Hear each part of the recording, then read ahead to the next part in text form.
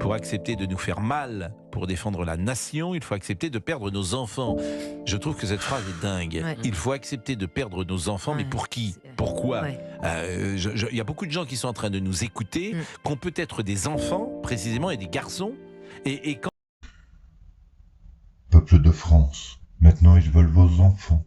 Depuis trop longtemps, les seigneurs du palais élyséen vous volent votre vie, goutte après goutte. Depuis trop longtemps, ils se nourrissent de vos sacrifices, de vos nuits blanches et de vos espoirs étouffés. Ils ont dévoré votre or, votre santé, votre joie, et maintenant ils veulent dévorer vos enfants. Ils veulent envoyer notre jeunesse dans une guerre née de leurs mensonges, une guerre qui n'a jamais été la nôtre, une guerre conçue pour protéger leur trône fissuré. Mais aujourd'hui, un tremblement parcourt notre pays enfin. Aujourd'hui, quelque chose se réveille. Le peuple français ouvre enfin les yeux. Il croyait que la misère nous avait rendus dociles. Il pensait que l'épuisement suffirait à nous briser. Il se trompait lourdement. Car un peuple qui n'a plus rien, alors il retrouve tout. Sa force, sa voix et sa dignité. Et moi aujourd'hui je vous le dis, il est enfin l'heure. L'heure où nous cessons de courber les chines. L'heure où nous disons non. Où nous refusons d'être la réserve inépuisable de leur orgueil. L'heure où nous reprenons ce qui nous appartient. Nos vies, nos choix et notre avenir. Je ne vous appelle pas à brûler, à frapper ou à détruire, non.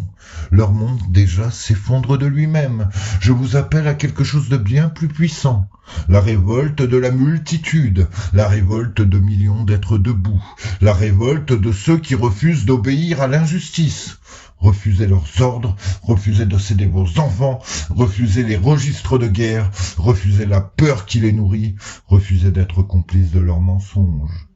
Car, je vous le dis, un gouvernement ne tient debout que si le peuple accepte de s'agenouiller. Et nous, peuple de France, enfin, nous nous relevons. Que chacun dans sa maison, dans sa rue et dans son village dise non. Que la rumeur devienne un cri, que le cri devienne le tonnerre, et que le tonnerre résonne jusqu'au palais élyséen. Ils apprendront que l'on ne gouverne pas sans le peuple. Ils comprendront que la jeunesse française ne sera jamais sacrifiée. Ils verront que lorsque le peuple se réveille, plus aucun trône ne tient. Alors debout, peuple français, debout vous tous, ce pays est en nous, ce pays est à nous, et aucun maître ne pourra jamais nous l'arracher.